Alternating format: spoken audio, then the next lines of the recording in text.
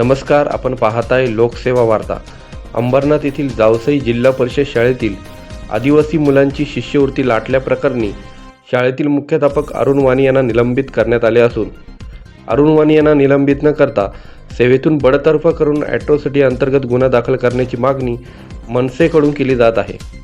Atrocity गुन्हा दाखल करण्यासाठी मनसेच्या पदाधिकाऱ्यांनी आदिवासी विद्यार्थ्यांच्या पालकांसोबत जिल्हा परिषद ठाणे उपमुख्य कार्यकारी अधिकारी यांची भेट घेऊन निवेदन दिले आहे।